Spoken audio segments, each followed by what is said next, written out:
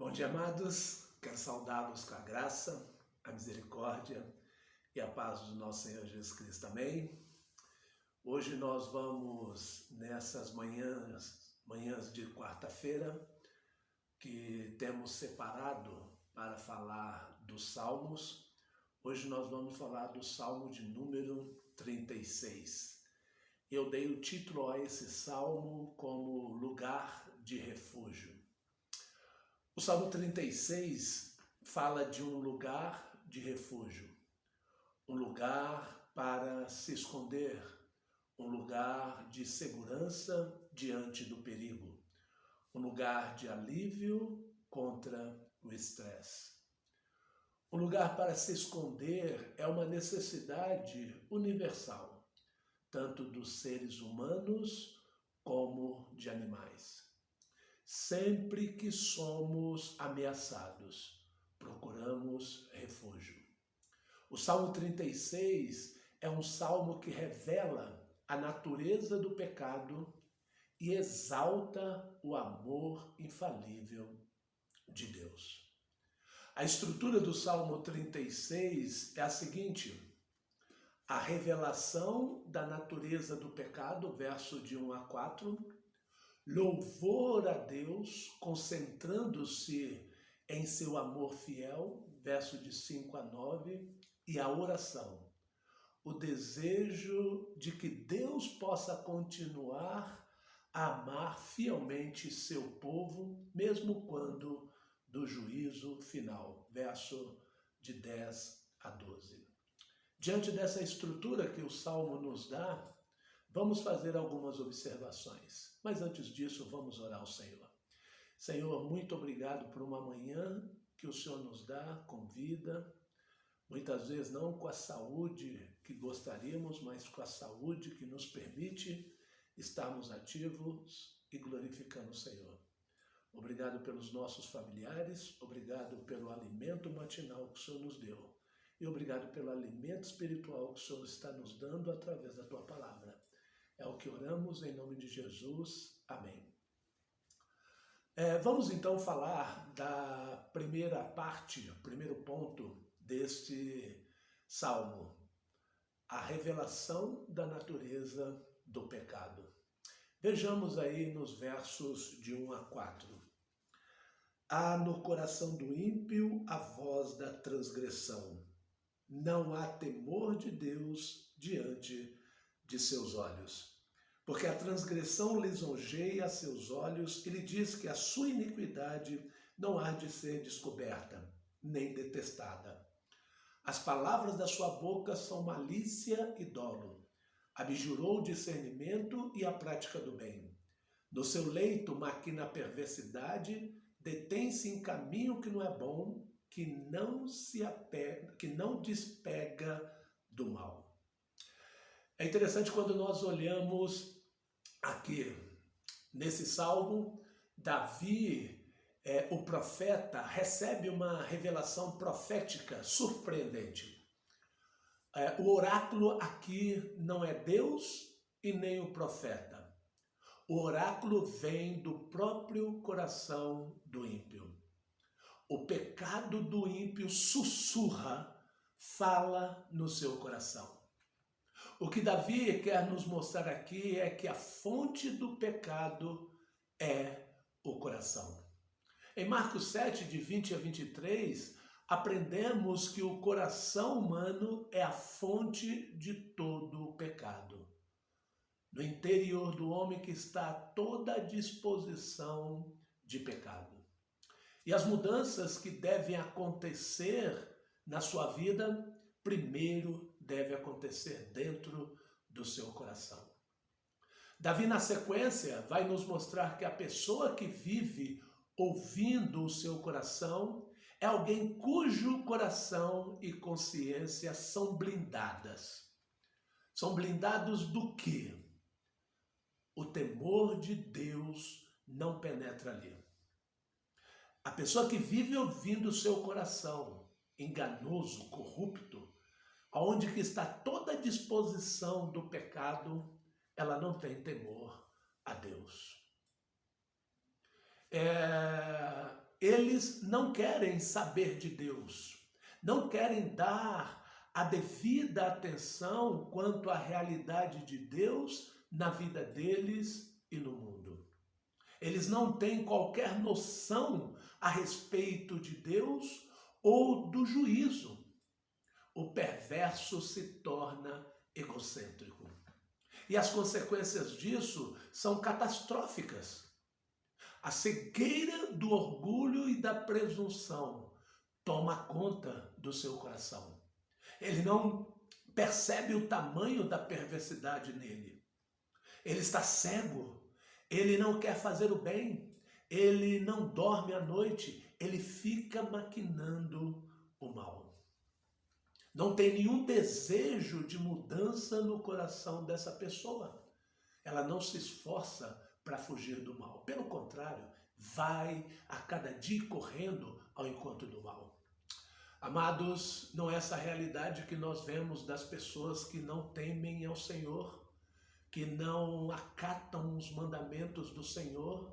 Elas têm todas essas práticas. E se nós não temermos ao Senhor, e se nós um dia não fôssemos levados pelo Senhor Jesus Cristo, pelo Senhor Deus, a reconhecer Jesus Cristo, e ali, através do Espírito Santo, desenvolver o temor do Senhor em nossos corações, nós teríamos os mesmos sentimentos e as mesmas atitudes que essas pessoas, pois elas se afastam, estão afastadas de Deus. E a razão disso tudo é uma consciência cauterizada que não teme a Deus, não penetra nada de Deus, pelo contrário. Não podemos viver refém do nosso coração, nós precisamos de refúgio de nós mesmos. Nós precisamos fugir das inclinações do nosso pecado. O maior inimigo do homem é o seu coração. Enganoso é o coração, mais do que todas as coisas, e desesperadamente corrupto. Quem o conhecerá? Jeremias 17:9. Precisamos de um refúgio que nos protege de nós mesmos e também desse mundo mau, porque esse mundo é composto de pessoas más. Nós estamos em extremo perigo se não nos refugiarmos no lugar seguro, no lugar certo. O segundo ponto da estrutura desse salmo é o louvor a Deus, concentrando-se em seu amor fiel. Verso de 5 a 9, assim nos diz: a tua benignidade, ou teu amor, Senhor, chega até aos céus, até as nuvens, a tua fidelidade. A tua justiça é como as montanhas de Deus, os teus juízos como um abismo, oceano profundo. Tu, Senhor, preservas os homens e os animais. Como é preciosa, ó Deus, a tua benignidade. Por isso os filhos dos homens se acolhem à sombra das tuas asas. Faltam-se da abundância da tua casa, fartam-se da abundância da tua casa, e na torrente das tuas delícias lhes dás de beber. Pois em ti está o manancial da vida, na tua luz vemos a luz. Depois de ter descrito o coração e o comportamento do ímpio, Davi, de uma forma abrupta, ele para de falar do coração do ímpio e o resultado desse coração pecaminoso e passa a descrever os atributos de Deus e os privilégios daquele que se refugia nele. O salmista deseja dizer que a única solução para o coração do ímpio ou para o ímpio é Deus.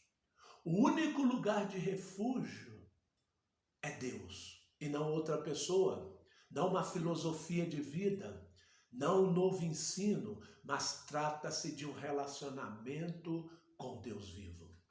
E Davi passa a falar de 4 atributos: do amor de Deus, que é imenso, da fidelidade de Deus, que vai além do que os nossos olhos podem ver, da justiça de Deus, que é firme e certa, e da sabedoria de Deus ao saber lidar cuidar direitinho, tanto de gente como de animais. A partir do versículo 7 ao 9, o salmista nos mostra que quem se refugia em Deus encontra provisão, proteção, satisfação e iluminação. Um coração em trevas passa a ser iluminado pela luz que é Cristo. Que maravilha, não é, amados? Que verdades preciosas que esse salmo nos passa. Mas não adianta nada ouvirmos e não aplicarmos em nossas vidas. E como desfrutar disso? Precisamos aprender a viver pela fé. Davi nos exorta a confiar nesse Deus. E é em Deus que devemos nos refugiar. E Davi encerra esse salmo com uma oração. Os versos 10 a 12. Continua a tua benignidade aos que te conhecem e a tua justiça aos retos de coração. Não me calque o pé da insolência, nem me repila a mão dos ímpios. Tombaram os obreiros da iniquidade. Estão derruídos e já não podem levantar-se. Como eu disse, Davi encerra esse salmo orando.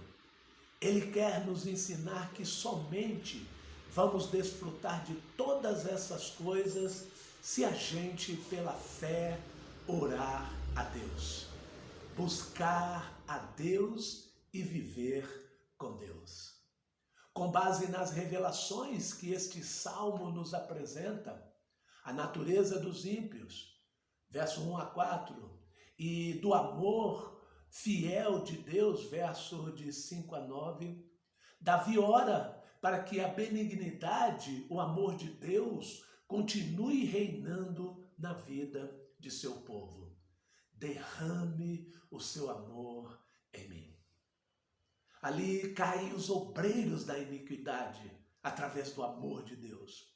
Por mais que as pessoas nos ignorem, nos persigam, nos desprezam, mas nós vamos continuar amando-as, porque o amor de Deus é derramado em mim diariamente.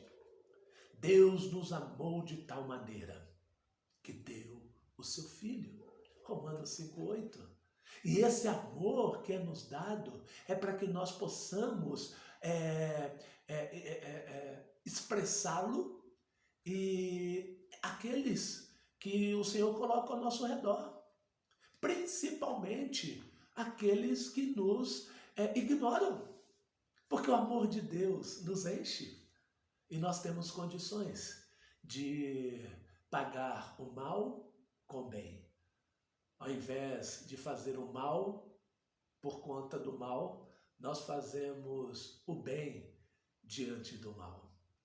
Davi tem um vislumbre aqui do horror das consequências do juízo divino sobre os ímpios. O salmista, na verdade, como que assiste a uma cena do julgamento final e estremece. É como nós falamos no salmo da semana passada. Não se preocupem, o dia do ímpio, do impuro, há de chegar.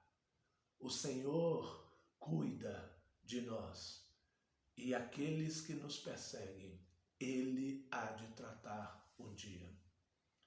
Por mais que as circunstâncias venham a te levar a pensar que Deus não te ama, que Deus não te ouve, ou que Deus não está vendo o que está acontecendo com você, saiba que Ele te ama. E Ele vê tudo, e Ele tem conhecimento de tudo, porque é o Deus onisciente e tem poder para agir sobre todas as circunstâncias, porque Ele é o Deus onipotente. Tudo isso o crente desfruta quando pede e espera em Deus. Que assim seja a sua vida e que assim você possa, que essas verdades você possa desenvolver na sua vida, hoje e todos os dias que o Senhor te der. Vamos orar? Obrigado, Jesus, por essas verdades preciosas que nos conforta, nos consola e nos revigora diante das nossas lutas, das nossas dores e das nossas dificuldades. Obrigado em saber que o seu amor para conosco, a tua misericórdia para conosco dura para sempre e é permanente e é imenso. É uma imensidão tal que nós não conseguimos explicá-la. Obrigado por essas verdades, Senhor. E obrigado pela fé que o Senhor nos deu ao confiar no Senhor Jesus Cristo, a luz que iluminou os nossos corações em trevas e a luz que nós devemos refletir e espalhar por esse mundo mau, perverso e tenebroso. Seja o Senhor exaltado hoje e para todo sempre. É a nossa oração em nome de Jesus.